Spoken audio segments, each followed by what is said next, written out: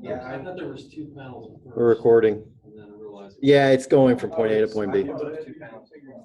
We're going to start recording and we're going to complain about the book. Yeah, and do you notice the book somehow always chooses negative rotations for some reason? What? Yeah, I agree. Yeah. Backspin, exactly. So, yeah, sometimes I change. All right, so we are going to look briefly. First, we're going to look at problem 3, 4. I'm not going to work it out, but let us at least discuss it for a few minutes. The problem 3, 4, we have the spacecraft. Got the drawings in the book. This is from Moon, but I'll attempt to do it. We got this block of a spacecraft. There's a solar panel on the left, starts out here, and has a couple motions. First, it rotates around the original Z, swings out by the original Z, and that one is a positive rotation. It's probably 1 out of 10. Positive alpha about the original Z. Then it rotates. So I'm going to add a frame. I'm going to add a frame here. Guys, I'm going to add a kind of an intermediate frame. This one's interesting. And then it rotates around the... Yeah. Well, yeah, okay. We can do it in either way. So if you stick with what I'm doing, then I would say then it's going to rotate around the original Y by a second rotation. So it would be a fixed axis rotation. Given that you guys said that, and I agree, you're going to get the same result, by the way, you'll notice. But given the fact that you guys say that, I kind of agree. Let's keep with the Euler rotation, and let's assume first we have the arm rotation. So I start with the panel here. The Y is coming out down here, and somewhere, I guess the arm is coming out. So let's say first I have a rotation, another positive rotation. Maybe I shouldn't complain so much. A positive rotation around the Y by theta. Well, so it spins all the way around. The panel goes all the way around.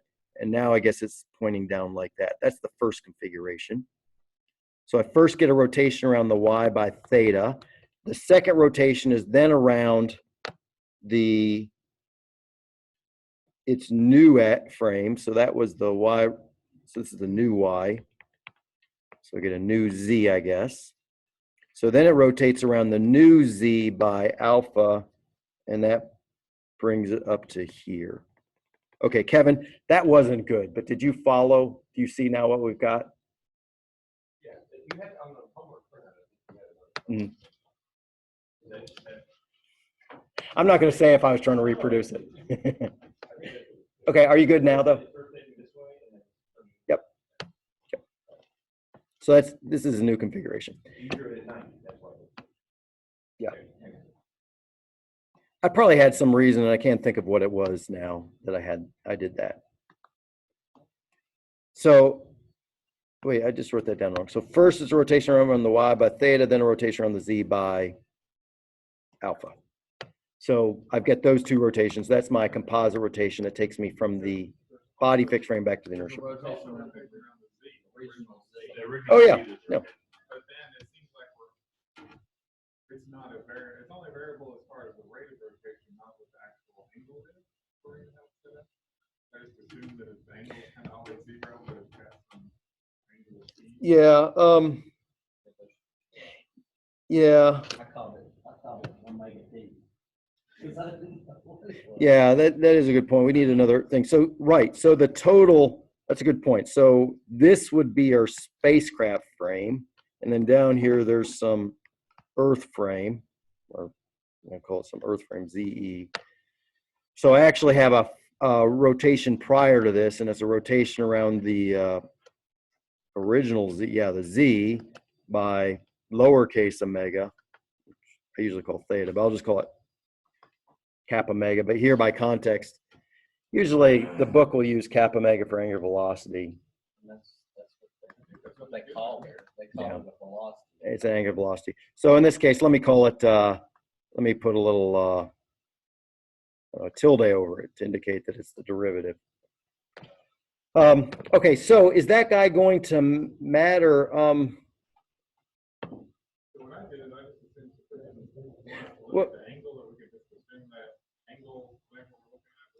Yeah, you know, That's a good call. I guess I would, now looking at it, I probably would have liked to have clarified it. That it's very much going to show up as a function of my kappa mega tilde. In the book, problem number B, though,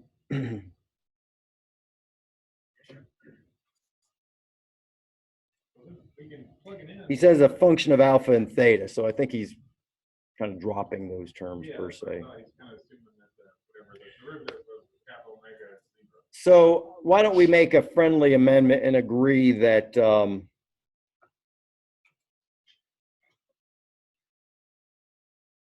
you know, kappa mega would be 0, or the angle, the angle, the angle, yeah, yeah,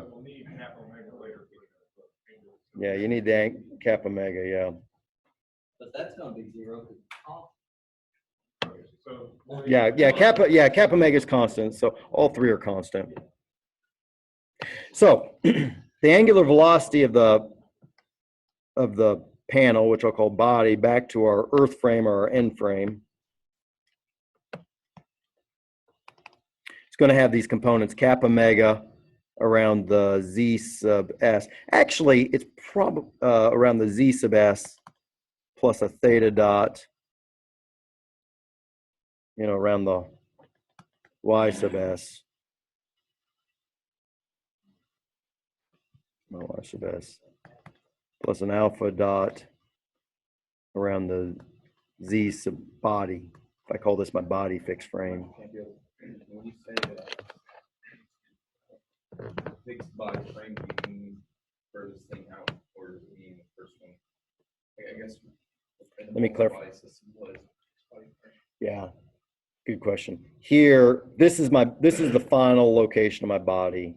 So I'm going to attach a body frame to this guy. So I'll call this my XB, my ZB, and then a YB. So normally when you say fixed body frame, that's what you mean? Yeah, I should say body fixed frame.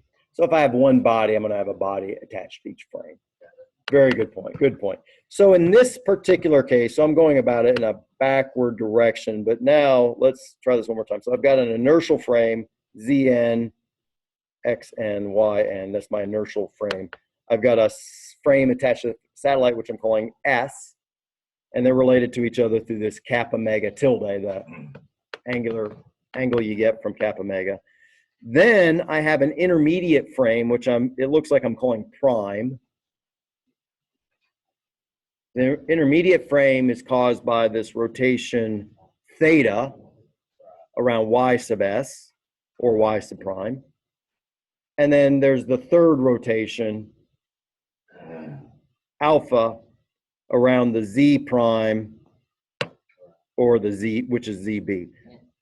Those three rotations take me from this inertial frame out to the body fixed frame. The angular velocity of the body fixed frame is going to be a composition of those three. It's linear, so I just add those three. I need to cast each of these into the inertial, or into one frame or the other. I think I typically probably go with the body fixed frame. So, oh, no. Okay, yeah. So when I say body, I guess at this point, the last frame, the B frame. We do need to I need to get clear on the B frame, the frame fixed to the body.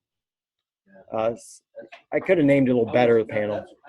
It took me like a whole day to figure that. 'Cause B, I was thinking B meant not body, but the name to B. Because there's that little angle. Yeah, like you went A, B. C, Oh, yeah. To add a little more complexity. That's from the original to the body.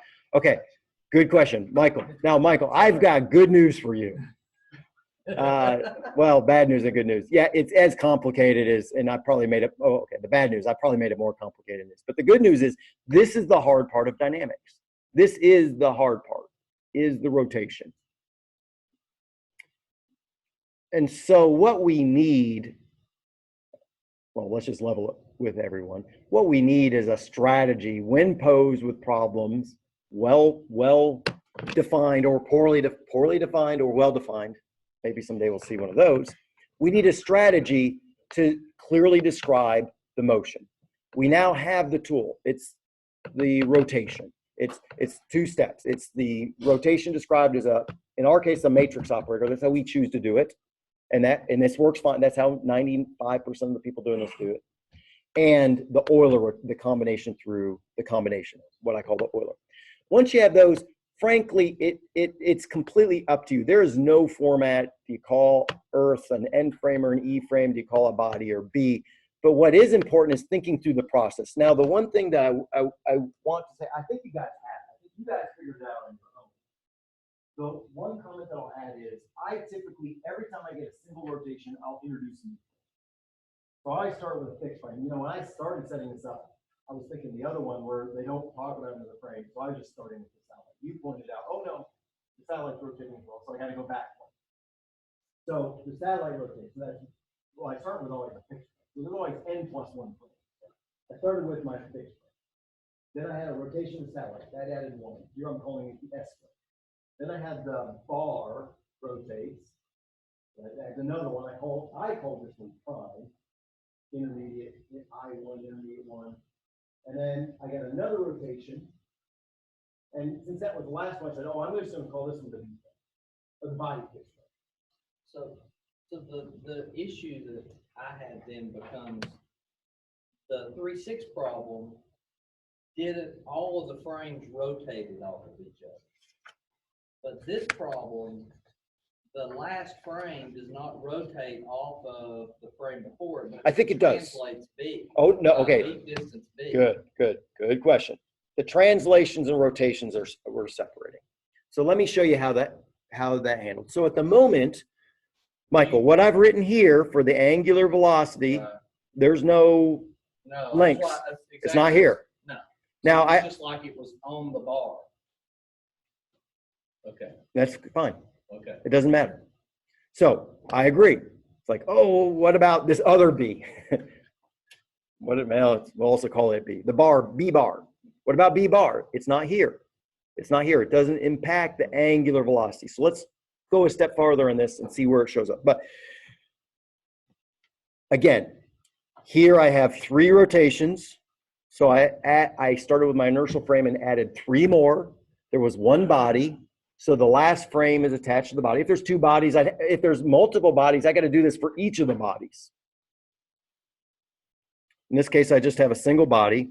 So finally, I end up with a projection of the body, well, a projection, in this case, the angular velocity of the body fixed frame relative to the inertial frame. Up here, I get a projection of the body fixed frame onto the inertial frame. I get these 3 things. Then I just have to describe each of these in a consistent, well, I don't have to. That is the angular velocity, but I'll take another step and write them in some common frame. Probably write it in the body fixed frame and pre-multiply. Now, what about B bar? What about lengths that show up? Those show up in the linear velocity. So let's write it out. The question asks for what's the velocity at point P? That's out here. What's the velocity at point P? So I've got to add all these things up. So how do I do it? I'm going to do it the exact same way that we did the very first time when we showed up in class. I take a derivative that goes from some fixed point. Now you're going to see a problem with this. And don't blame me, blame the book. Blame me. I'm here. The derivative. That derivative has to be taken in the inertial, with respect to inertial coordinates. You know, it doesn't have to be described in inertial coordinates, but it has to be taken with respect to inertial coordinates. And it has to go from a fixed point, from a fixed, inertially fixed point, or else you get a relative velocity. So here's our inertially fixed point. So I need a vector that goes all the way out. So I could just do this guy, but that's not helpful, right? So what I'm going to do is I'm going to go in my motion. So first I have to go from, you know, and typically if I assign a frame with each, often I can go from frame to frame. So first I've got to have a vector from the center of my Earth out to the satellite. Now, the satellite doesn't mention anything. This problem doesn't mention, this is why it's sloppy. It doesn't mention anything about it. So we're just going to have to ignore that. There's no information about that. We've just got to ignore that one in this problem. But practically speaking, what is that? I need first that vector. Then I need to move along. So I'm going to get a vector that's going to run out, you know, the corner of the spacecraft out. And it looks like that's some A. Yeah, okay. The drawing's a little unclear, but that actually runs out along here. So that runs out to where this bar cranks off. Now, Kevin, my drawing's terrible. It's beyond even apologize. I'm going to call it art. Someone's going to come along and say, wow. Wow. Imagine the pain, agony in that man's mind when he drew that. Okay, so that's A, right? And then I've got to step up. They clearly didn't get it with my help. Well, I guess in this case, it's going to step down. All right, look, at this point, guys, I just want to go until you all nod and say, you know what I'm doing. I guess my thing had to be down, right? Had to be down here. A B down, and then a D out. Okay. Do you agree with A, B, and D? No. And a C. Okay. I need a better drawing. I'm convinced. Okay. What was your question, Drew? Oh, yeah. The arm, you know, from his. Okay.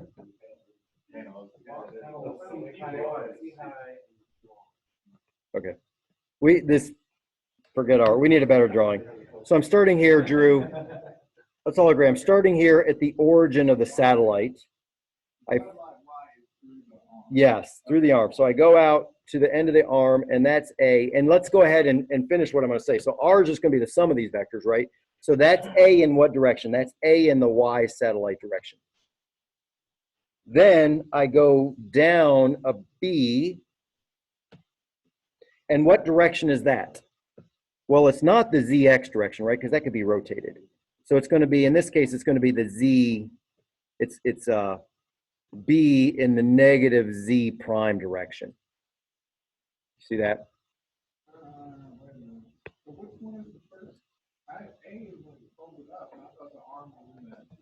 No, A is just the length of the satellite body. No, I mean sorry, in this picture of the capital A. Oh, capital A. I'm ignoring capital A. I thought that was like the initial.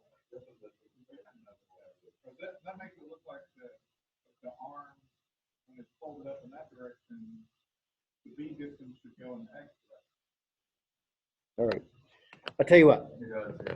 I think I understand what you're saying. I'm going to suggest it doesn't matter what I'm doing. So I'll tell you what. Let's do this, Drew. Let's first, since I've started it, let's draw it in the B position. Let's draw a set of vectors that go from the origin of the satellite out to point P with it in the B direction. So I'm going to draw it with it in the B, capital B circled position. Okay? Is everyone with me what I'm trying to do? All right, and then Drew, then we'll come back to what you just asked. So first I go out A in the Y satellite direction. Do you agree? Does everyone agree? Then I drop down this little bar, and I've tried to draw them back a little bit, so it's rotated by some theta. So this is now my Z prime, Y prime direction. I guess X prime is somewhere out here, okay? So that would be negative B in the Z prime direction. You agree with that? Well, I need, based on my drawing. Well, but on the book drawing, going out to the B position, I think so. Yeah, in the B, in the second position. Drew, the one. Where you want to start your omega and your theta, like your theta, like where's theta 0? What is the orientation of that? Oh, well, we're just assuming when the frames align. When the frames all align, we'll call that the 0 position. But isn't that the A circle? No. Drew, I understand. I see. I think I understand your complication. All right. Yes. From A to B, right? And at that point, the arm is folded upward. All right. Drew, let me add. Good point. Let me try to. Not finished anything, but I'm going to add something even without finishing. The idea, what's theta 0? Theta 0, by our definition, is when the frames align. So theta was the rotation between the Z, the S frame and the prime frame. So when theta is 0, the Z frame, the prime frame, and the S frame and the prime frame align. All right. Well, yeah. And so probably the way the book's doing it, he's not being clean about how he's showing his thetas. So I'm pretty much ignoring that.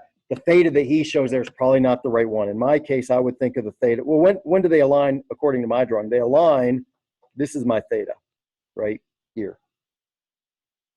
And what's weird is he shows the theta arrow in the opposite direction of what he shows in the Yeah. It seems like the velocity and acceleration is based on the position.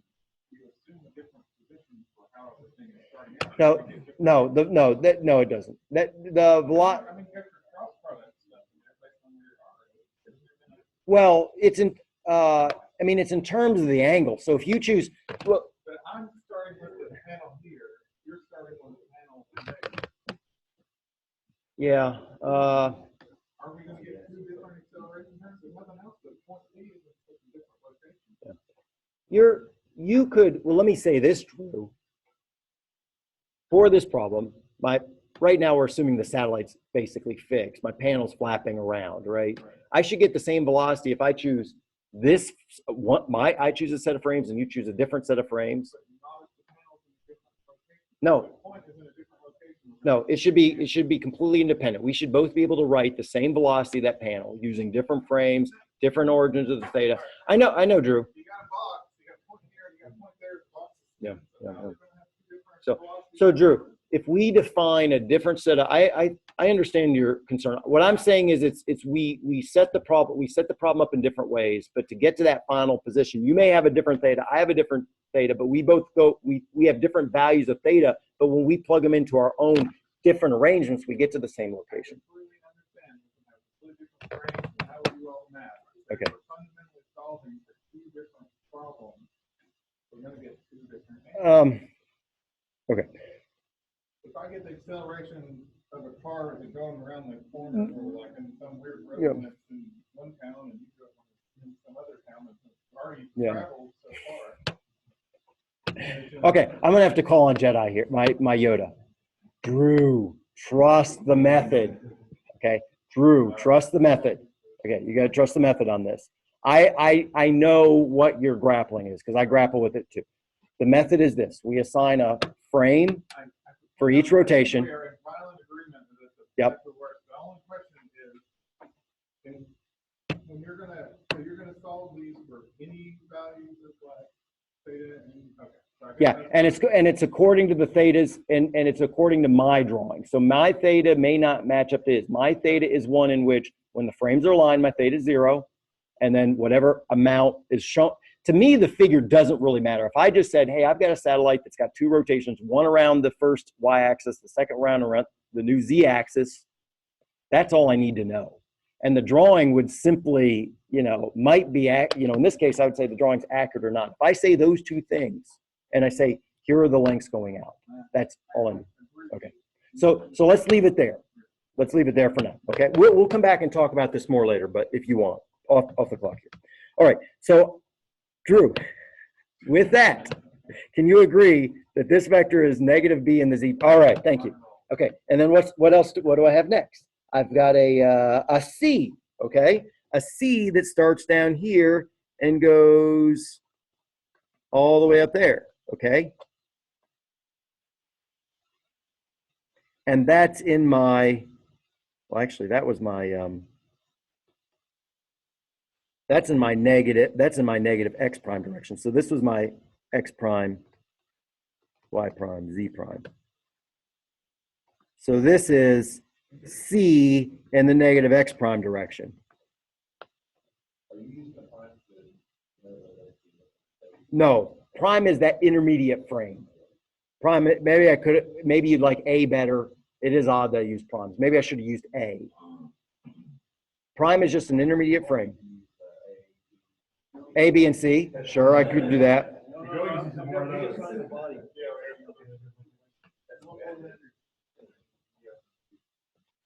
Kevin, that's an intermediate frame. I just happen to be calling it prime. Everyone good with that? So I got a C going back along there. Now in this case, B and C are both written in prime directions. If you think about it, that little bar, that bar is rigid, right? So it makes sense they're both in the same frame. finally, I've got a D. And look, Drew, just to mess with you. Look, I'm drawing it in a third position, not A or B, just a third position. Okay, at this point, you don't care. I understand. Okay, and that's distance D. Now, what's this frame? Well, this is the frame where I rotate. We just agreed. I rotate around the, oh no, Drew, say it's not so. Oh, Drew, I messed up, man. That's not the Z prime direction. That's what you were trying to tell me all along, and I don't listen. That was the Z prime direction, wasn't it? Is that what you're trying to tell me?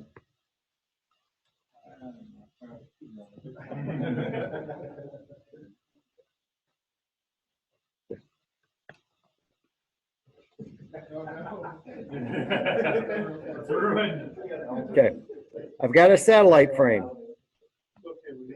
I've got a satellite frame. If you have your email up, I'll send you a picture that you can draw. Okay, but my mouse is dead. Yes, you're the man. My mouse is dead. Give me one more feeble attempt. Okay, we agree on the XYZ. First, I get a rotation around the Y frame, and I need the picture. I want since I said a Z, I want, and this is how I see why Drew got you confused, because I messed up. But my answer doesn't change. My Yoda speak doesn't change. But my drawing was bad. We are building it based on that frame A kind of thing, like the arm, we're starting out as 0 theta when the arm is horizontal, or when the arm is like focused down? Well, we're going to do it based on this. My panel is defined as follows, the rotations. I first have a rotation around the Y by alpha. Okay. And then I'm going to have a rotation around the Z by, no, I did that wrong. A rotation around Y by theta, and then a Z by alpha. All right. And I agree. And that Z axis has to align with the vertical shaft, that back end of as shown. All right. So I rotate around the Y. That's going to give me a Y prime. And I realize I see, Drew. When I drew my Z, I was drawing in the first position, but then I carried on as if I was going in the second position. So if I was in the first position, that would have been my Z prime. My mistake, everyone. If it's in the second position, it just keeps on cranking, right? It keeps on cranking, and it's over here. So that was my mistake. I wanted to go to that one. My big mistake. Oh. Okay, so I'm going to this position. So that's the Z prime. So what do I have? I have an A in the Y sub S. Now I've got it offset down. This is now in the X. This is X. No, that's a negative frame, isn't it? The X prime is up here. So I've got to go down a negative B in the X prime direction. Then I've got to go up along here, a C in the positive Z prime direction. And then finally, the panel is rotated around the Z prime by some alpha. That's my Z prime. There's my R prime. That's my, no, that's not Z prime. That's Z. Now I'm up to the body. This is Y of the body. And then this would be X of the body. So to get to here, I have to move along some D along Y of the body. Let's look at it carefully. So I've got a rotation around the Z.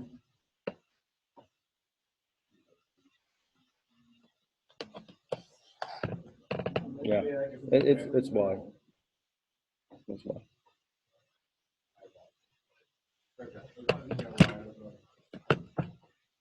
Yeah, and I think it is Y. All right. So this is really important. I'm spending too much time. It's really important. Let's now try, Drew. So I've got those two rotations, these three things. So that put me out to the B. This put me out to the B position, basically. Do you agree? That looked like the B. So let's try those to the A position, okay? To the cap A. So first I have A along the Y sub S. What's man here? Then I rotate around the new Y. So I get a rotation. So now I rotate around the YS to get a new Y prime. And now my B direction is back and my ZS is up. So this is my Z prime. That's my Y prime. That's my X prime. So I now move along a, that's, thanks. I sat there and did my right hand rule and then did it wrong. I used my right hand at least. Okay, X, Y, Z, thank you. Always check that. So I move in the negative B in the X prime. I move up this guy. That's all the same bar. So I move now in the positive Z in the Z prime. I get up here to the book, or not the book, the satellite. And now the satellite's rotating around the Z prime direction by some alpha. And that's going to be, I see what you're saying. Well,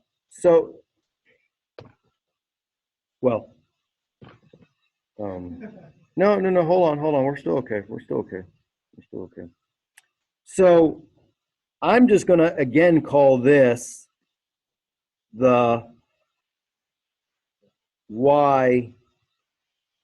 Okay, I can zoom in. Look, guys, this is the benefit I can do. See, this is my book, or this guy here is my D to take me out to,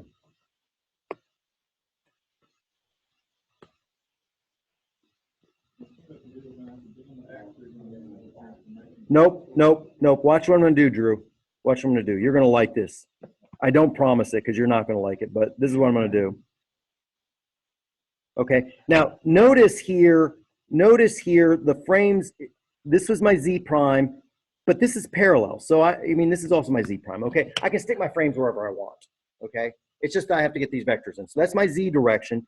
I'm rotating around the Z by alpha, so that gives me a new rotation. And look what I'm going to do, Drew. Here, watch this carefully. Y was here. This is my Y prime direction. I'm going to rotate alpha all the way around to there.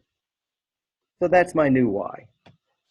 See that, Drew? Yeah, so your alpha no longer matches. No, not at all. And that's the thing. That's the thing. My alpha goes all the way around, so that's my Y. So this guy is my D, distance D in the Y prime direction. And so in this case, and you're exactly right, Drew, based on you can't get both positions with the same set. You can't use the theta and the alpha. His theta and alpha, he's very sloppy on that. But it's okay. I just assume they're from the zero direction. You see how I did this? Now, finally, the R, this is where I started. The velocity is the time derivative of R, and R are these three terms. It's A in the YS, negative B in the X prime, positive C in the Z prime, and positive D in the Y B frame. In the other case, well, let me come back to that real quick. Let me just say this one. In the other case, where we're going to A, it's A in the Y, minus B in the X, positive C in the Z, and D in the Y. So it's the same. I've got the same thing. I just put in whatever angles. Yes, there is the big confusion that the angle he shows is not the complete angle. I'm just measuring from the Y, wrapping it all the way around. I want to keep it the same. So any set of values you give me, that works. All right. Drew, what were you saying? Right now, you're transforming between your kind of rotational metric philosophy between the prime coordinate system and the body coordinate system is more complicated. But not only do you have the kind of rotation, but you also added like a 90 degrees. No, I don't think I did. Where do you think that's important to clarify? I think I've kept my rotations the same. So you said transformation, but at the moment, yeah, we're doing the translations as a vector. Now, your X prime So is now your Y. nope, I don't think so. I don't think so. So this is my XS, this is my ZS, this is my XS, this is my ZS. So I went from XX to X prime with some theta. I went from ZS to Z prime with a theta. Then I had a rotation around the new Z, okay? And I just shifted it up here for drawing, but it doesn't make a difference. You can put it wherever you want, okay? I then rotate around the Z. So this Z is also my ZB, it's the same Z. I take my X and I rotate my X is gonna be way over here. I rotated my X all the way around by alpha. I took my Y, let's look at the Y. My Y was here, I rotated all the way around to here.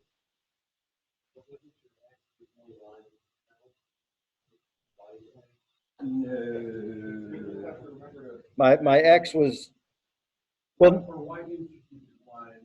no, Yeah, was there any reason to make that line to X? well, yeah, Drew, the reason was I did this one first. I drew position B first, and then I drew A second. And so on position B, X was just handy there, so that's what I did.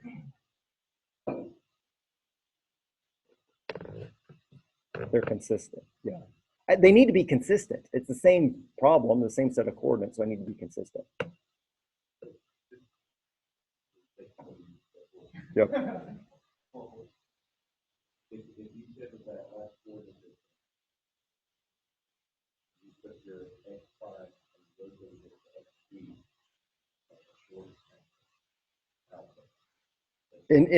In Kevin, in which one? In the upper or the lower?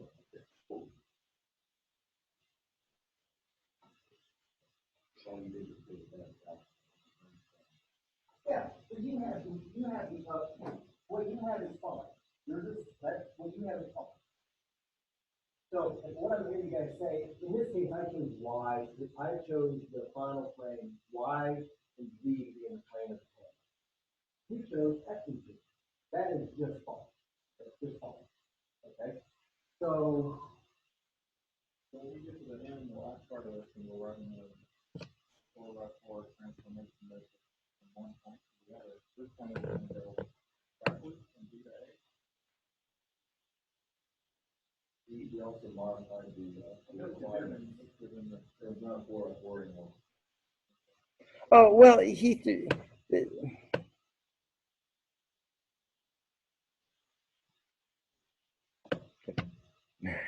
I'll set up. no, you're fine. Hold on. Let me. Okay. So that was my way. Try this one more time. Got my body fixed frame, or I've got my satellite frame. XS, YS, and ZS. Now you guys have a panel here, and you guys want to define on the panel this to be your XB, this to be your ZB, and then we just have to complete the right-hand frame, right? So this would be your YB, and that's a little different than I did, and that's just fine too, okay? So let's decide how do we get out to this. My drawing wasn't the best. We first have a rotation of alpha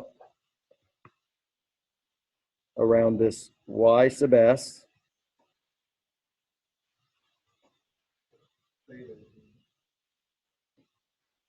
Oh, theta. Keep saying that wrong. A theta, which would now bring our, so we get this intermediate, which I've been calling prime. Let me stick with the prime, although it would have made sense to use a subscript rather than a superscript. That now puts my, and I've got to go back. I've gotten rid, at the moment for this drawing, I've gotten rid of that offset. So that now puts my Z prime and ZB to be in line. There's the offset, but that doesn't matter for just the rotation part. And then that puts my X prime here. And then I get a rotation around the Z by some little alpha. And that puts my, so this is my X prime. And then that rotates my X prime, so now it's aligned with my, and probably if I'd have done it that way first, we would have saved 30 minutes. Okay. No. Michael. Oh, you were raising your hand. I think I'm just going to leave this one. We'll call this one a draw. Okay. Doug, are you happy? Everyone happy? Yes. Okay. So let's write the velocity equation. Look, why did I choose the other? You know, it would have been nice if I just peeked at Kevin's thing. Oh yeah, that's a nice way to do it. And that's the way you guys all did it. I can do it in any way. I could do it in any way.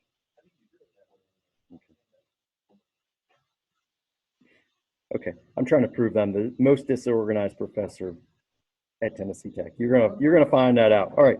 So Jason is asked to get the velocity. Velocity time derivative of r. So we get our r is a in the y-s direction.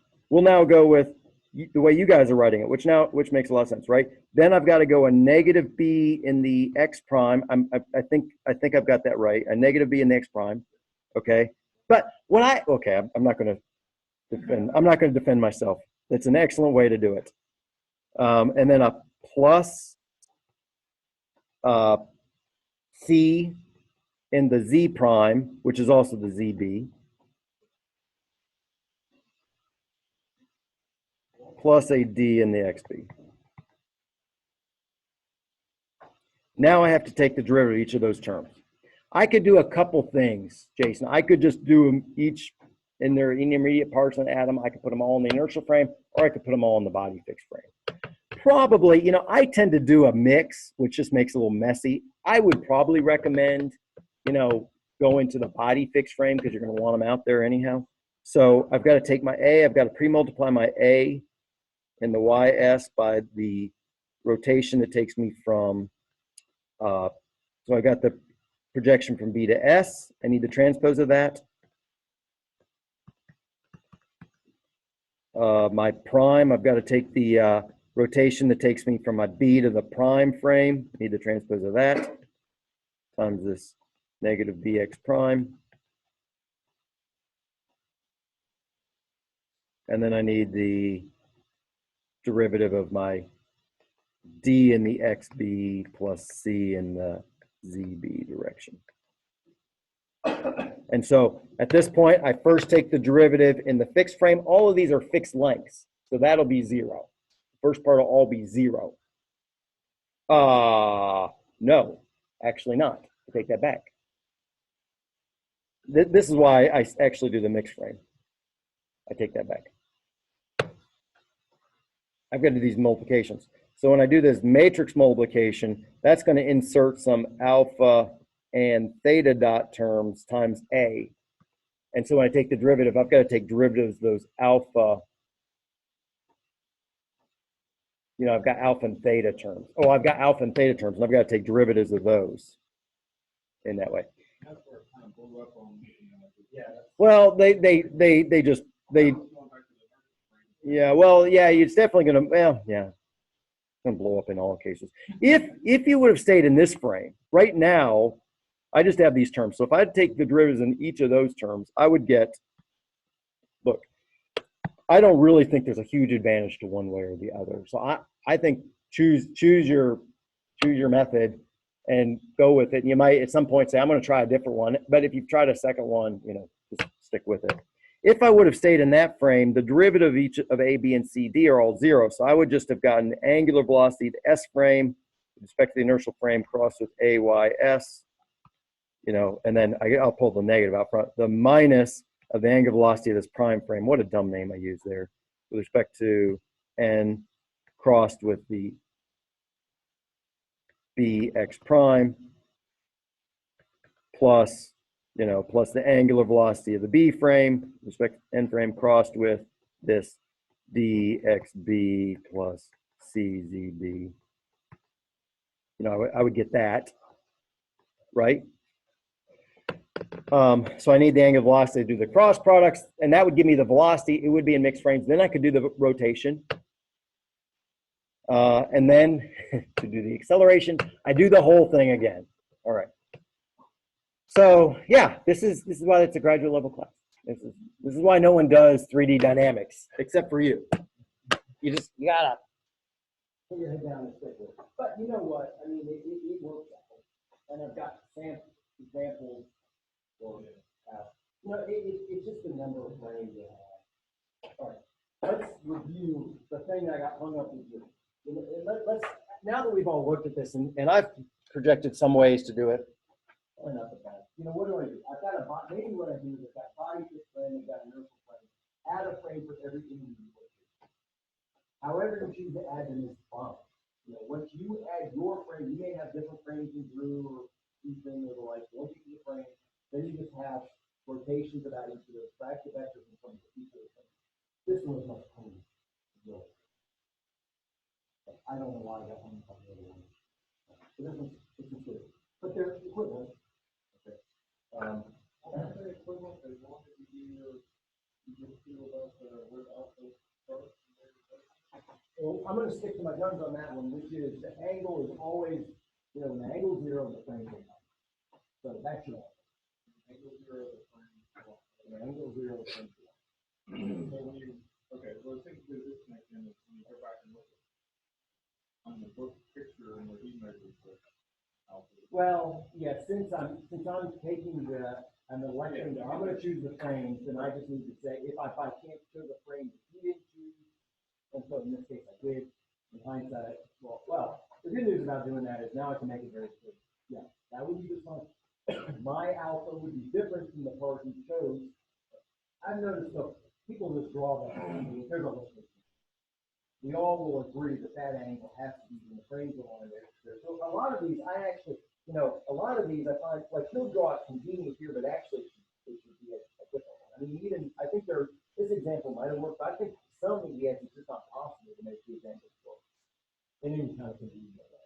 I'd say his angles work. It's the angle is just that he's not, what he shows is, you know, he's showing 45, but in reality, it's, you guys don't know. That's not really the answer. The good answer is choose your frames. You're free to choose them. The angles are chosen from one axis to the other. So zero. Okay. Any last comments? That's what this homework's about. And frankly, this is the hard part. This is the hard part of dynamics, without a doubt. Getting these things set, getting these guys set up.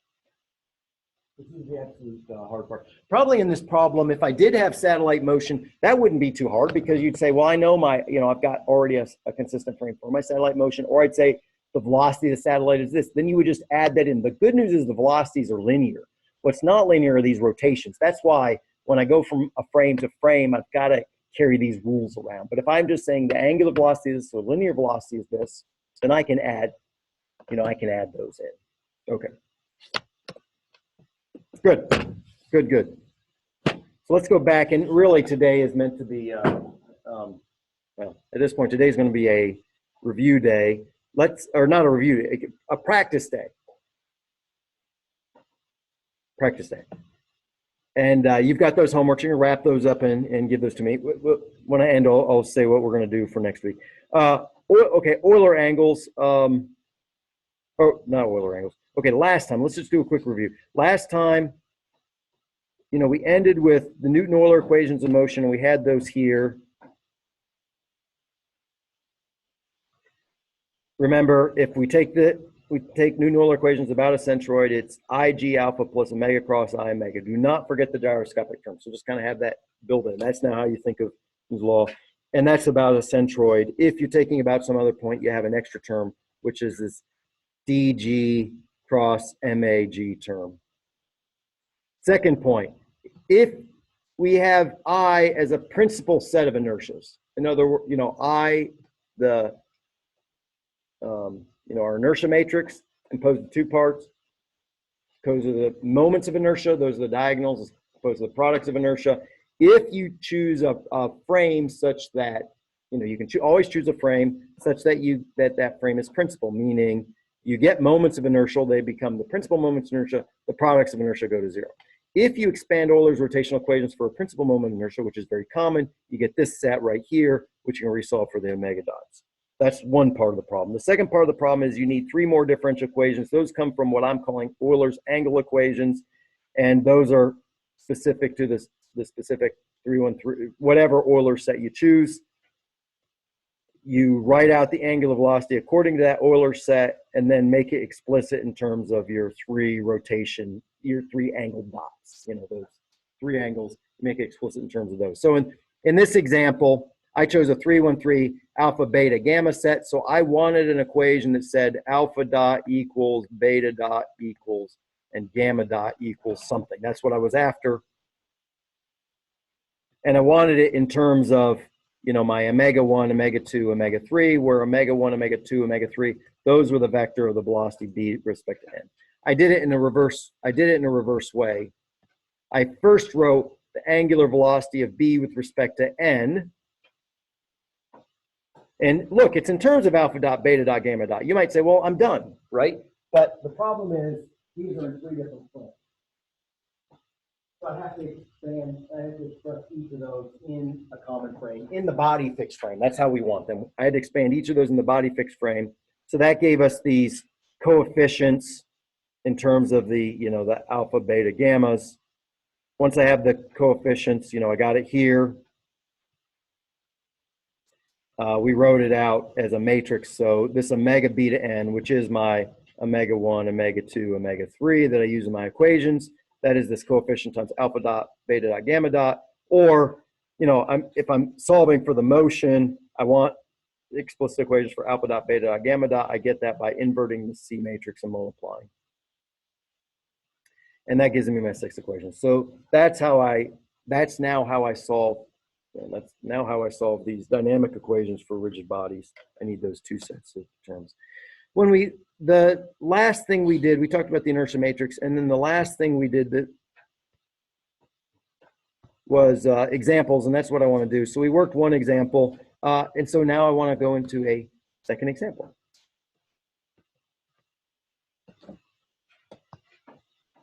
And I've got 2 examples.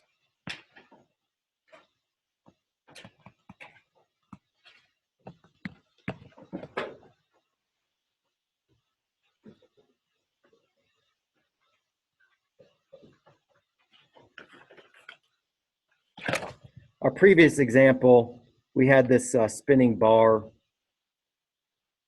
here. So we attached a body fixed frame. We had to write the, you know, the velocity and acceleration. On this one, we were really just looking at the angular components because that's what I'm trying to practice here right now. With the angular velocity and acceleration, we then put those into our Euler, you know, Euler's rotational equations, and got 3 equations with 3 unknowns. We looked at the unknowns in one of 2 ways. Either you specify a motion and your 3 unknowns are the moments that are caused by that, or I did mention that you could say, well, I'm going to assume some driving torque. Then my 3 unknowns are going to be the 2 constraint torques, or the 2 constraint moments, and the actual motion. And we see that you get these, you know, that imbalance in 3 dimensions is going to give you dynamic, you know, sinusoidal oscillating motions. I kind of sketched that out. Okay, the next example I want to do is these are all kind of classic dynamics problems, meaning classic textbook problems, meaning who knows when you're actually going to see them in practice. But I do have, actually, we'll do this one and then we'll go to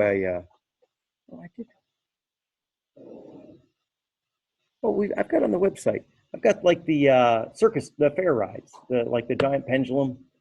So we could look at one of those next. Actually, it's a little bit like this one, but let's carry out on this one.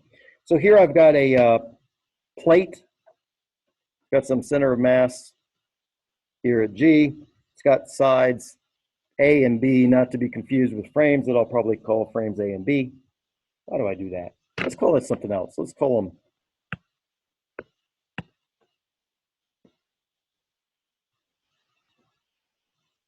we can call them height and width. This is my CG here.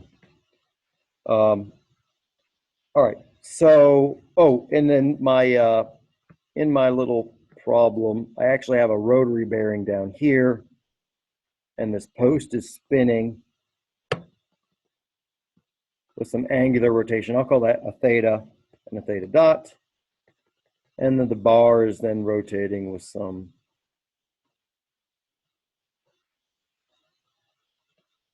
B. That was such a painful example I just went through. I'm sorry, but let me mention it again.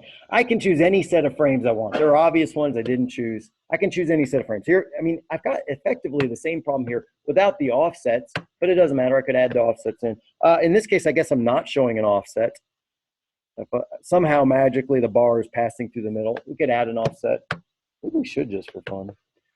I can choose any set of frames I want. I've got 2 rotations, so I'm going to have, in this case, 3 frames. I'm going to have a frame attached inertially.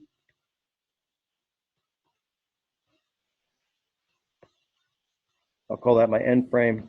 I'm going to call it N1, N2, and 3.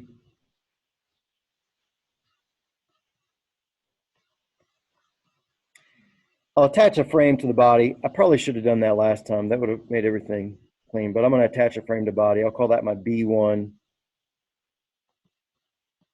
my B2 frame.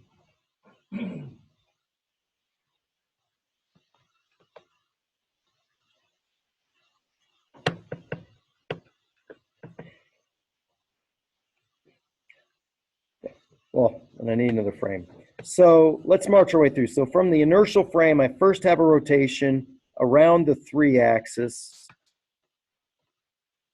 by theta. And I'll call this intermediate frame, frame A. So that's going to give me an A2 going up, an A1 kind of going back a little bit, and then some A3 coming out. Hey, that drawing's a little better. Is that better? It's better than what I did before, there's no doubt. Yeah, we'll call that better. So the projection that takes me from A back to N is this R3 to 0. Next, I get a rotation around this pivot point around the 2. Thank you. Thank you, Ethan. Good call. Rotation around the 2 by theta. Yes. Then I next have a rotation around my pivot, which is now, this is a 3. My pivot A3 by some phi. That takes me into my B frame. So the projection of B back onto A is a rotation around the 3-axis by phi.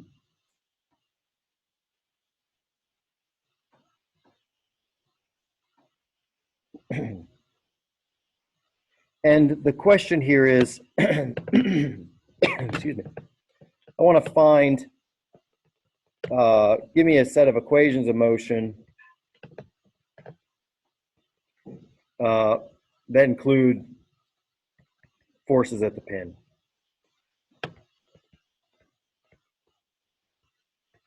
Okay. So I want to write the equations of motion for this thing.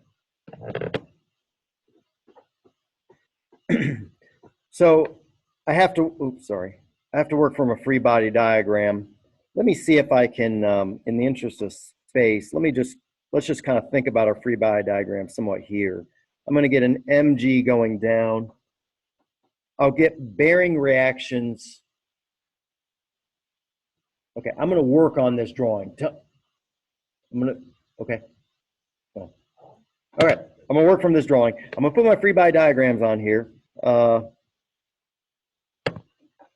I'll do it in blue. So I got an mg going down. Now, what about the pin in this case? Well, I guess this pin is restraining motions really in the XYZ direction, correct? So I need those. Here's a question.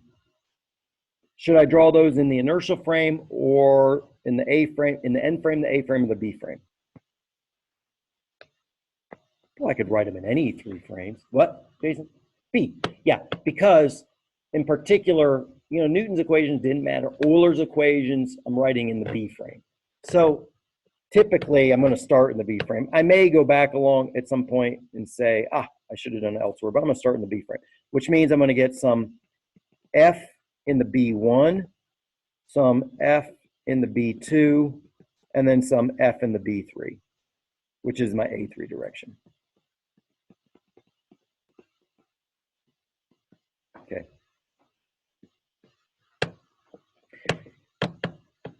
And that's it, really. That's it for my, well, is that it for my free body diagram? I think so.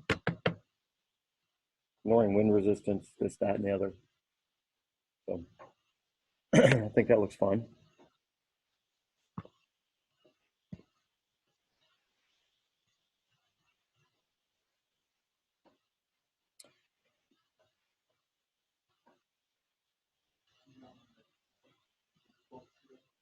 Well,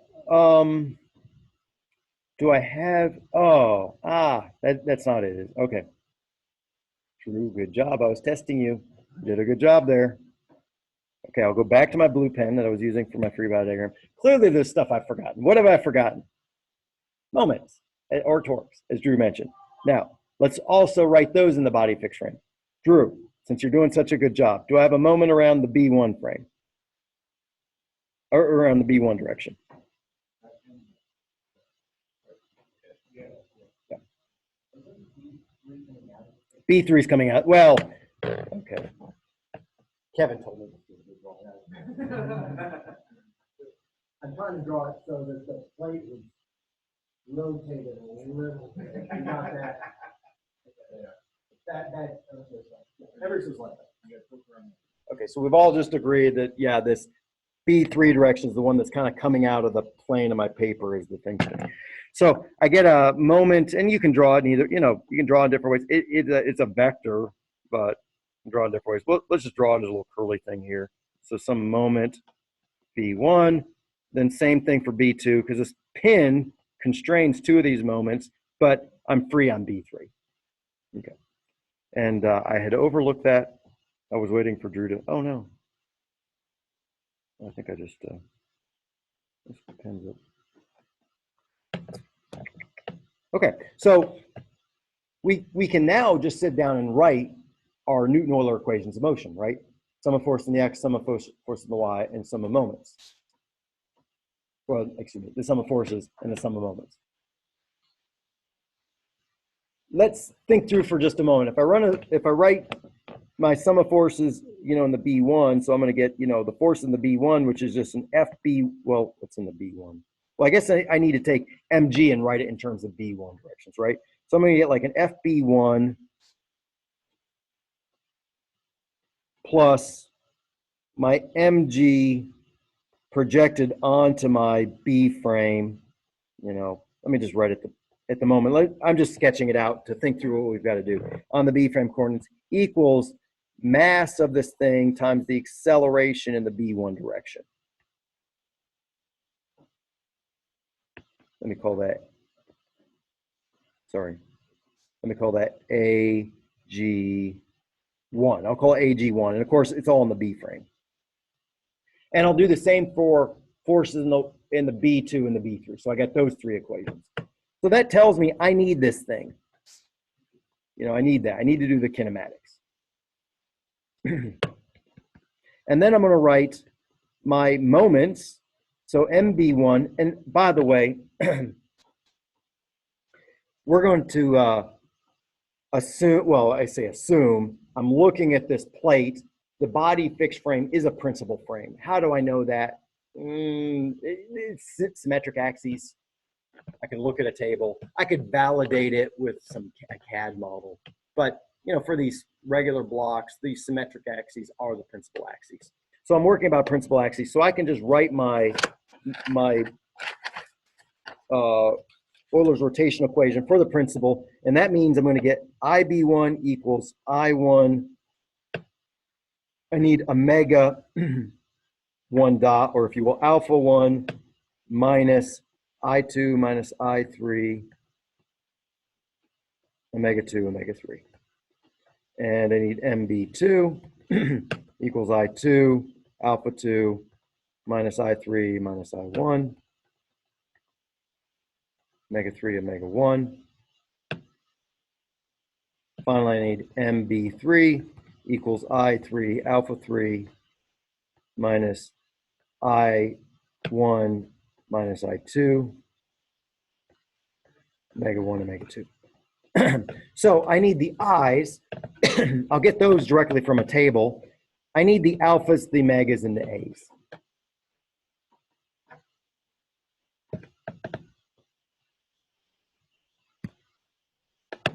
So, Like, as I said before, the equations are straightforward. It's a single body. So I'm only going to have these single body space. I'm only going to have these 6 equations. Well, plus the order. But these 6, second order difference equations, or second order, those are first order, but then I add the 3 more. So writing the new Euler equation out is straightforward. The difficulty is kinematics. I've got to come up with this. Again, if I had those, that's what it would be done. So I've got to get these accelerations, angular accelerations. That's really the workhorse of this problem. and and if you said, well, what if there's a multi-body system? Same thing. Same thing. You just do a free body diagram for everyone. You got to get those. It's the kinematics that make this problem hard. Okay, so our work here is to write or to find, my AG1, AG2, AG3, my alpha 1, alpha 2, alpha 3, and my omega 1 through omega 3. That's what I have to do. Since I've got it right here, let me write down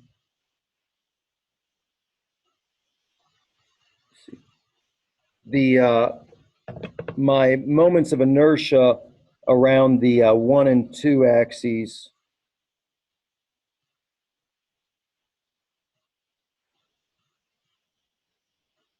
I need to double check these. I worked this problem a little differently. I think my I2 is 1/12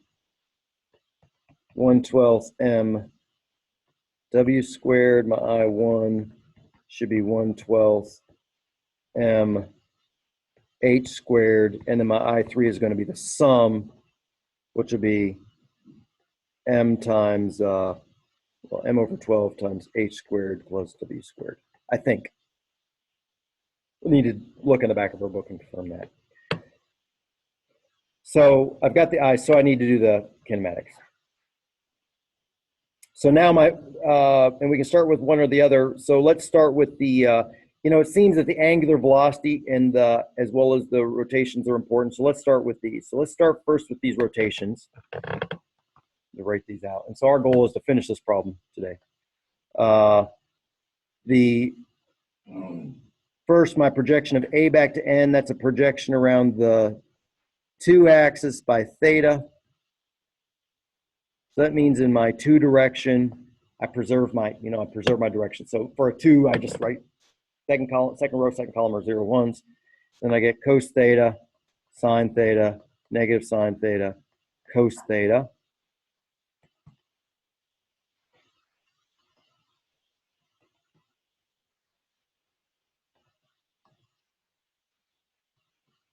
The projection from B back to A is a rotation around the 3 by phi, so that's a cos phi, negative sine phi, 0, sine phi, cos phi, 0, 0, 0, 1. And I probably will need a projection from B back to N, and that's going to be the multiplication of those two. The order is important, so it's first from A to N, then from B to A. So it's going to be in the order shown. So it's C theta, C phi, negative C theta, S phi, S theta. Second row is S phi, C phi, 0. Third row is negative S theta, C phi, positive S theta, S phi, and C theta.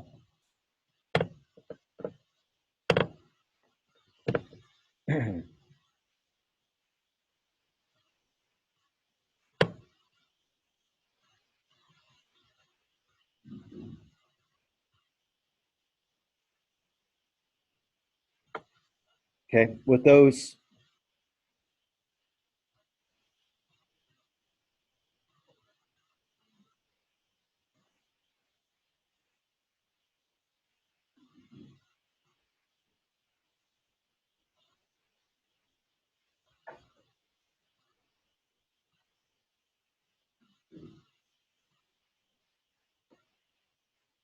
Okay.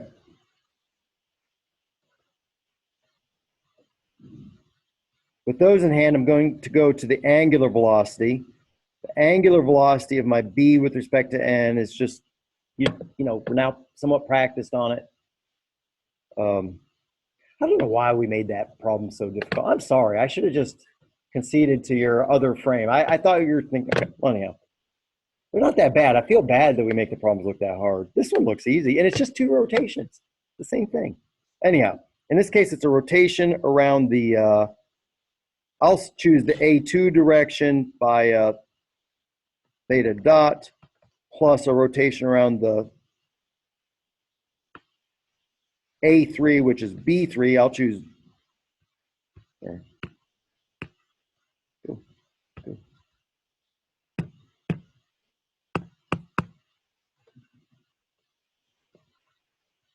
A rotation around the B3 by phi dot.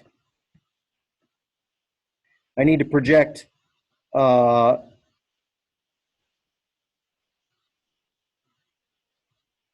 I'll get this all into the B frame coordinates, so I have to pre-multiply. Now, you're practicing this, so let me go see if I can go a little more quickly.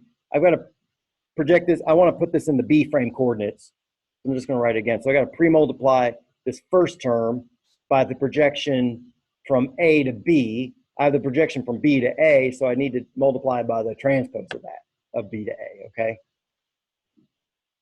I tried to, you know, in those problems from the notes, I tried to write some of that stuff down. This one I'm going to try to do in my head, which means it'll probably go down. So I'm going to pre-multiply by B to A transpose A2. So that means A2 is going to multiply with the second column, but I need the second row. So I'm going to say it's S phi theta dot C phi theta dot 0 plus phi dot. I'm going to write it like this.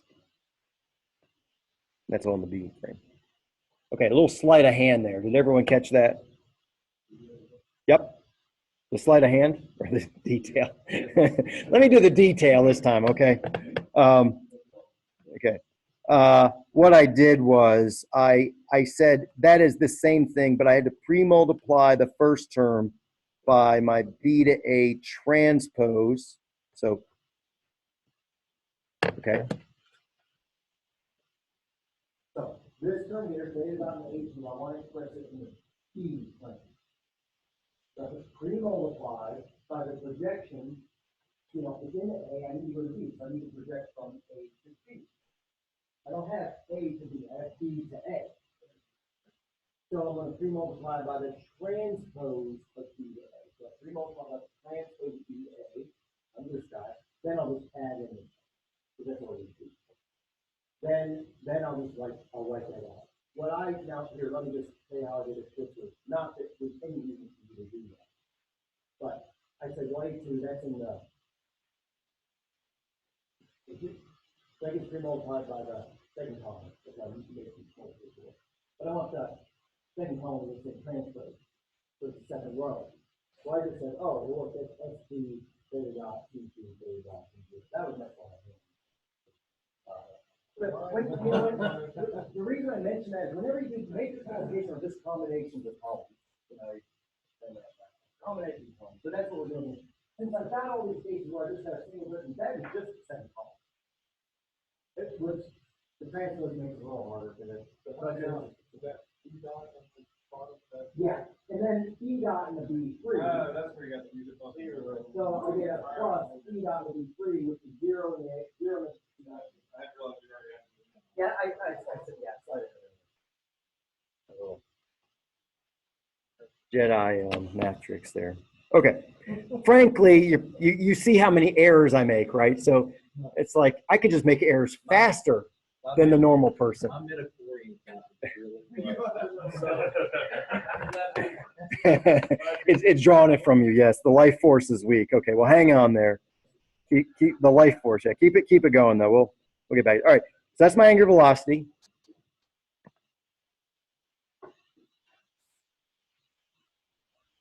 But I mean, and that's why we're practicing. I mean, this is what the homeworks are. This is what we're practicing. I mean, let me tell you, I've said it before. Every time I see a dynamics problem, it's the kinematics.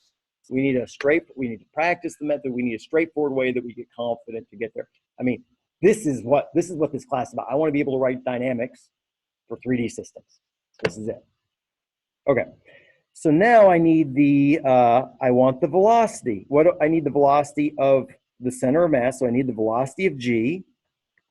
So that's going to be a derivative of a vector that's going from some fixed point out to g. I'm going to take the derivative. The derivatives have to be taken in the inertial frame.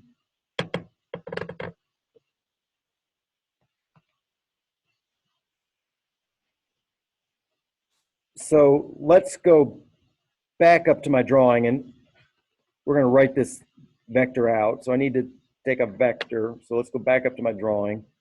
So my inertial frame is somewhere down here, here. I just kind of drew it arbitrarily. I mean, that's all fixed. So let's say there's an initial L going up, and then I'll come down. Hey, just can we all agree that this pin is actually at the very top? Let's just do that. Just make that okay.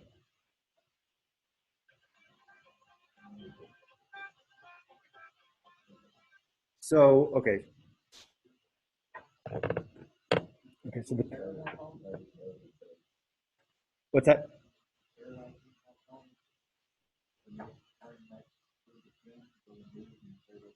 Ah, true. Yeah, you're good. Well, I tell you what, I'm going to leave it down below, and then you can decide how you want to treat it in the future. And then we could have had an offset, you know, again, just to be, we could have had from the side, we could have had some offset here. And that one, you know, Drew, you think about whether we can include that one or not. Now, I know you're going to say, no, we got to include that one. We could have had an offset here. In this problem, I don't. But if you had an offset, what would you do? You would just add that other term, right?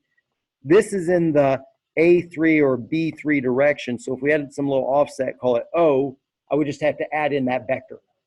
All right, I would just have to add that in. In this problem, I'm going to drop it, but it would add more work, but it would not add any change to our method. There'd be nothing that, you know, you've got all the tools to treat it. It's just a matter of time. At this point, it's a matter of time.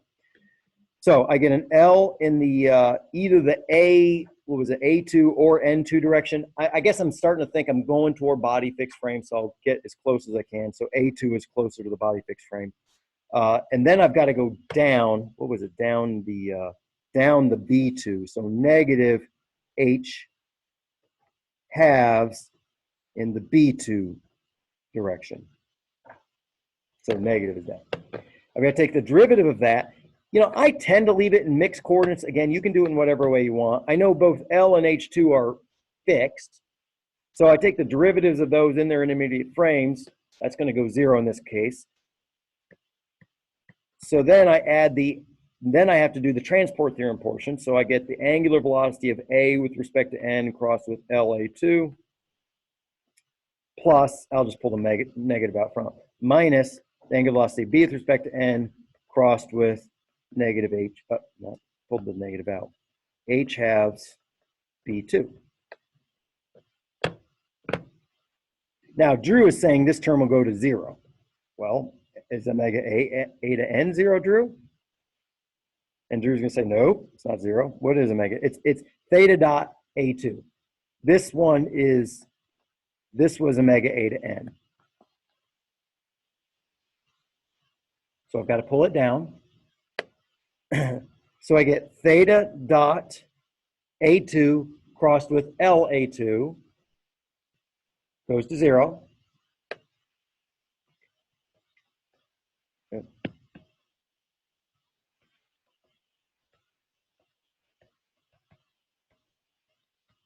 These are both in the A direction. Goes to 0. And then I get a minus omega B to N, and we just wrote it, it was, okay, S phi theta dot C phi theta dot phi dot crossed with H halves B2, or, well, 0, H halves 0. Notice I'm using different conventions, just free to use whichever. So now I have to do the cross product. Maybe I could stick it in the same row. So I get an I cross a J is a K, so I get S phi theta dot H halves in the K. I get a j cross a j, that's a 0. I get a k cross a j, that's a negative I, so that gives me a negative h halves phi dot, 0 here, and then there was a negative out front of everything. So that's my velocity.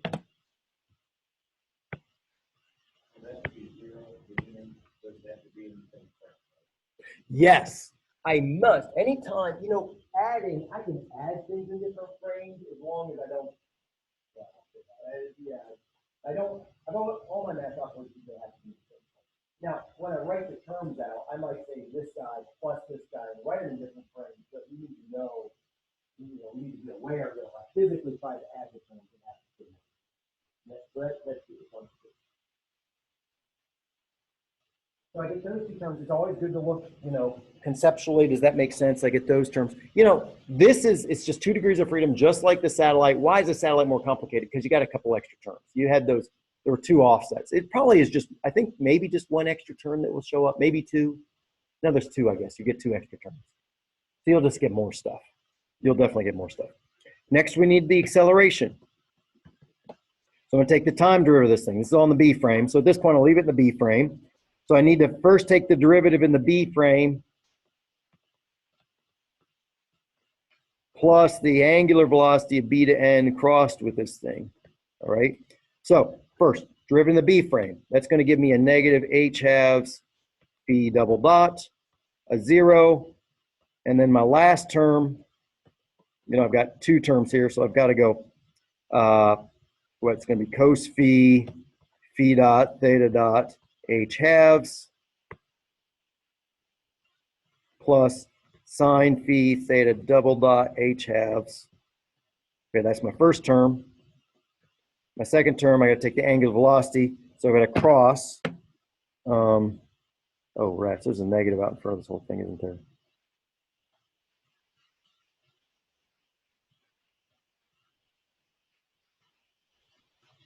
So there's a negative out there. And then there's a negative here.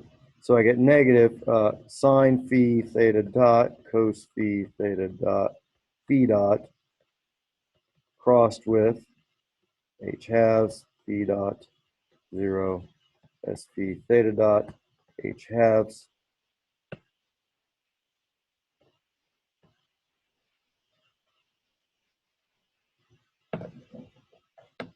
Yeah. Back up on the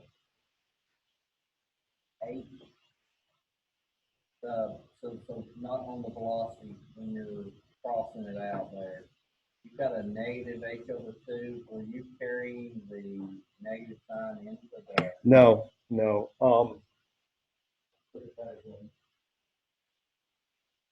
I don't think so. This plus this, so I got an I, you know, these are good. So an I plus a J equals a K, like that. Okay. I left the negative out, and then I got a J plus a J 0. I got a K plus a J gives me a negative I. K plus a J gives me a negative. Okay. I was doing my little IJK triad in that case. To do those. No, you're fine. You're fine. So, you know, there are kind of a couple ways you can do the cross products. And we've already talked about it, but when I have single terms, I do my little IJK triad. That's what I'm doing. That's what I'm doing in my mind there. Going through those. You know, you could always just take this stuff to MATLAB or your other program. I mean, there's different ways. All right, so now we got this thing. Now I could just expand all this out. Maybe I'll just do the same thing though. Well, I guess I'll just write it out longhand. So the, you know, the I term is a J cross a K minus a K cross a J. So the I term is C phi, I'm going to combine C phi S phi theta dot squared H halves. That's the first term. Now I'm just doing the cross product by definition. So the I is a J cross a K minus K cross a J. The J is a K cross an I, so that's a H halves phi dot squared minus an I cross a K, so minus S squared phi theta squared H halves. And then the K is an I cross a J minus a J cross an I, cos phi, theta dot phi dot H halves. Nope, nope. True. Oh, Say that. All right, Drew, you got me there. Yeah, we did. Minus. So let's see. Minus here. No. So is that no minus there. A minus.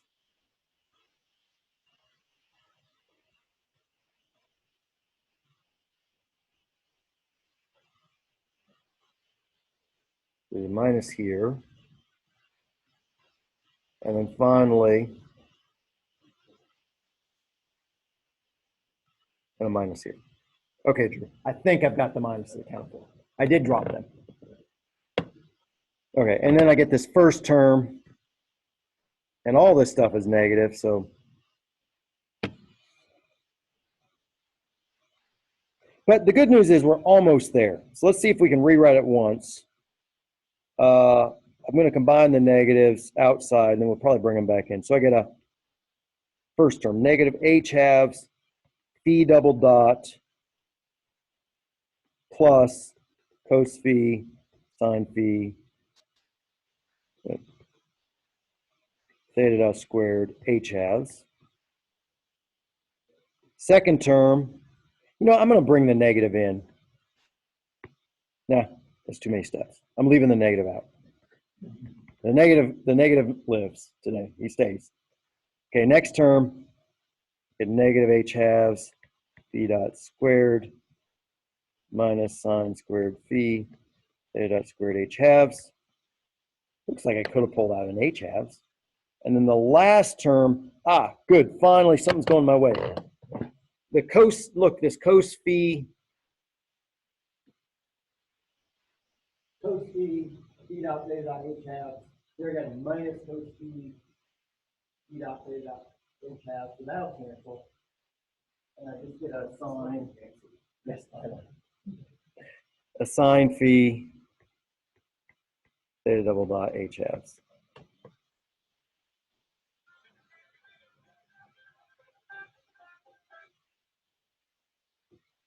Okay, those are my terms. And I can put that negative inside. I'm going to now move the negative in. If you've got that written down, we can move the negative inside. All right, so those are my accelerations. I did need the angular acceleration.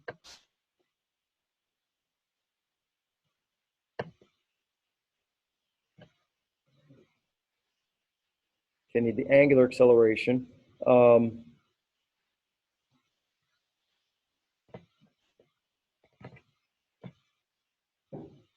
And here, it's just the sine phi. So it's the ddt of sine phi theta dot cos phi theta dot phi dot. I need the ddt of that. So I'm going to take the ddt in the B frame plus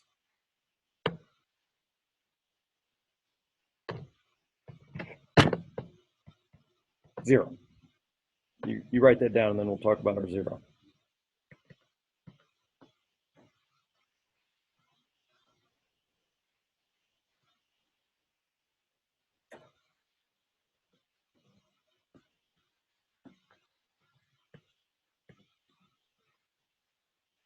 Okay. So why did I write down zero? So this was our angular velocity. We need the derivative it's in the body system, right? We're taking the derivative in the body system plus the angular velocity of the body system. In this case, it's the body system plus the sound. So that's everyone catch that. This zero comes from an omega beta n crossed with omega beta n. So I first did a ddt. Yeah. This term was the ddt of omega beta n, but taken in B frame coordinates. And this second term is the angular velocity, is the transport. Yep.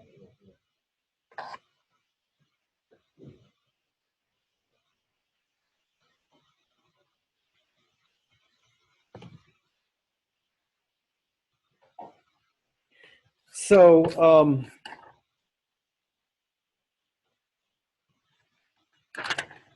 you know, at this point, I just plug these things in, okay? I thought I could pull this one off. I didn't quite. I plug them in. Let's look very quickly, though, at the terms. You know, I've got the acceleration here. So we had F in the B1. I get F in the B1 is this thing. I guess NG. I need this X, Y, and Z. I get F in the B1 equals this. I get F in the B2 equals this. And then I get F in the B3 equals that. So I got those three forces. All three forces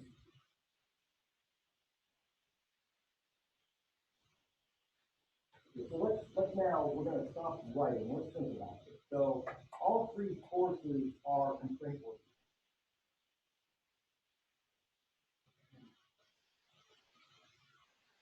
Yeah, all three forces are constraint forces. Right?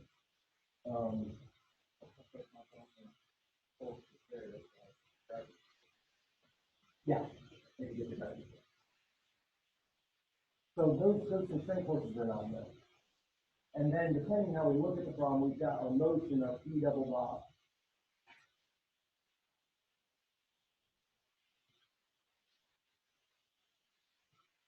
You know, and a theta double dot.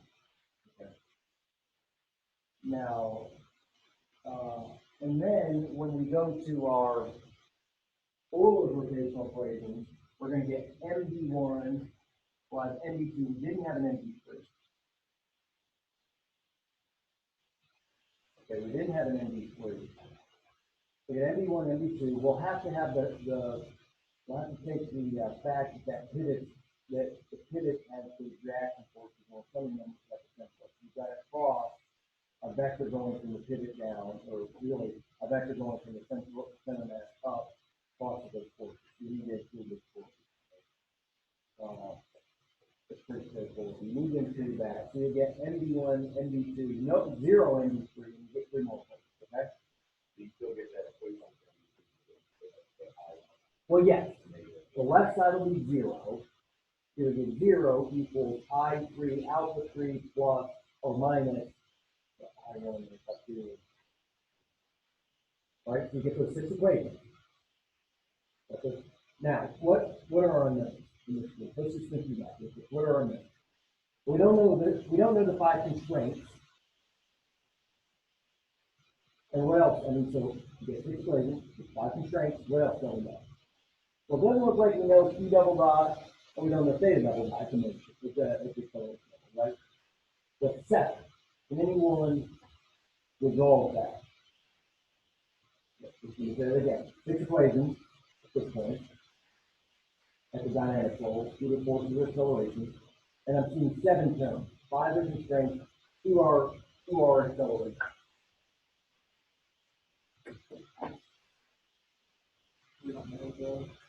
So there's a theta motion. So you know, well, you know, that's a good point. So what if I said the motion is purely given? Then does it come? Is that motion free motion? Is that block is spinning at a whatever motion I tell it just because?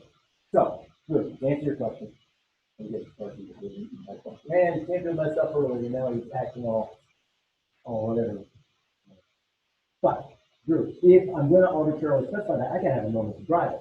So if you're going to specify the motion, then I have to add another force to drive that. So use that to think about. Because I was just thinking a moment. So what's going on here? So that spinning is free, right? But what about the theta double dot? Well, the theta double dot is going to be a function of the theta train. That it would be right over. So that rotation on the post, you know, that's contained in the forces that are at the bearing. So in this case, the way I set it up here, I have to resolve it. So I'm going to assume that my theta double dot is some given motion, and that shows up in motion. And my P double dot in this case can be free.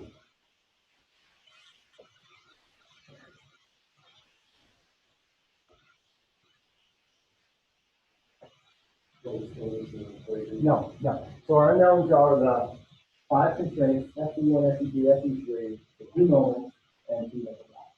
The theta double dot, the way I've set this problem up, my theta double dot, I specify my theta double dot, there's going to have to be some driving force, which doesn't explicitly show up on the plate, but it is in there, it's contained in the reaction force.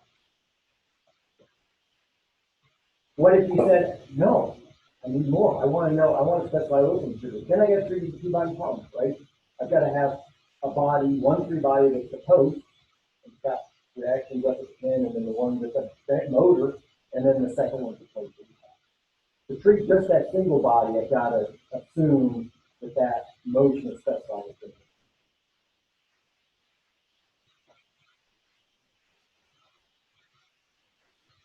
Okay. All right. So we are out of time. Let's talk real quick. Next Tuesday is 4th of July. Everyone enjoy your day. I will be there with the panel and the like. You've got homework that you're working on. Kind of need for getting those two in. Let's get those in. I said tentatively this week, but work around your schedule. Let's get those in. If you can get them to me, if you've got them, great. Get them to me. Otherwise, kind of get them to me by next week. Let's do this next week. Well, I said this week. I know, but then. I just said next week. Right? So what am I thinking? Please tell me because I have no idea. Oh, I'm late to that. All right. Yeah. Let's. Yeah. Well, we need a deadline. So. Look at that. Well, I want to get you going on problems back. Pull them out. You can pull them out. Okay. So let's say Tuesday. Tuesday's a holiday. Let's say Tuesday. If you want to, let's say Tuesday. Yeah. Yeah, that's all. I'm not going to use them right now. Yeah. Fine. Thursday. Or next Thursday. Good. So, well, but yeah, and so on that, there's a few problems, and then the other one is a MATLAB, and I actually need to get posted a MATLAB report on it, because that's something that Elijah said Drew helped me. Drew may be able to do this, but only if you happen to run across it. I want to do some open TV for MATLAB. I want to do some it's easy. It's really easy to do, but I thought I would give it a little before that. It is fast, but it's a nice way to visualize it. So, okay, so homework through Thursday.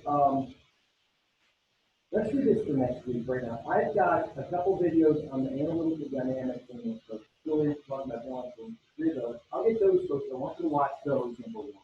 And then number 2, you can't afford to miss Thursday. I am getting trapped. So, Yeah, we can try to watch them. Is there a better time for you? Maybe another day or.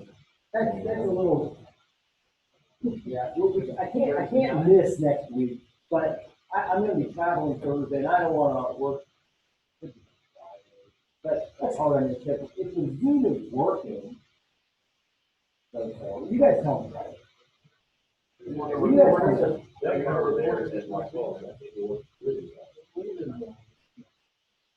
So you will be available during normal fight time on Thursday for your traveling, or do you re-record it ahead of time? This travel's all personal. That's my wife. That's enough.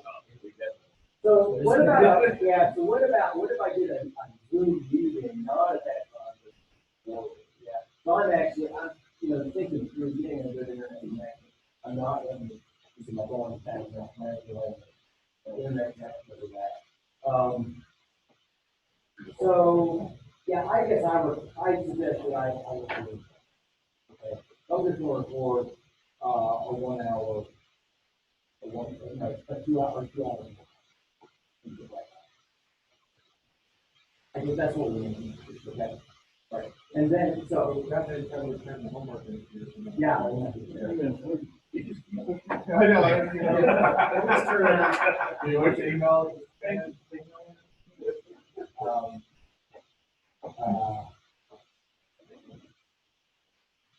Yeah. Well. Or we can just hold on to it for a minute. Yeah, I mean, I guess it sounds silly, but I guess that's what I say we do. Here's what's important. The homework is all about practice, and we all are busy, so we need deadlines. That, I mean, I know I'm busy working on the deadlines, and I know that if somebody can tell me a deadline, then I can work on it. Don't give me deadlines and other stuff. So let's make Thursday be the deadline. And I'll try to get those solutions for you. But then you're gonna, and so you can say, hey, I don't know how to do it. But I will collect them when we get back. You design, mail it when you can, but frankly, at this point, if you will look at the system, you can back from there, it's just as easy as you can after that one. And then you want to post, Well, then I'll get you, and those are not going to do. no, let's, at this point, no. Let's shoot for the following Thursday on those. I'm also thinking if you want, we could, if you guys, let's take the following Thursday on those, but I'll have them up, so next week you can look, you're gonna want to start looking at it, particularly as practice. So we can have, so you can communicate with it. We've talked a little bit. The kicker for us is with work and family that we have the weekend available. Yeah. So So, we're gonna we have, have it we're up. gonna have homework for the next week. The You need big kicker is that we have the weekend to do. Now, it. that's a really good point. I'm glad you said that. So I need to have this next homework, you need it by the weekend. Up by, well, if we're gonna work on it next week, for the next week, at least by next Friday. This weekend we'll be finishing up. Yeah. Okay, that'll, let's all agree on that. That'll work out a little better for me, because I have a couple things to work. So I agree. So if you're gonna do something, you gotta have it for next week. I'll work to have that middle of the week, but that's helpful to know on the weekend. Let me stop this That's our recording. time. More than an hour or two.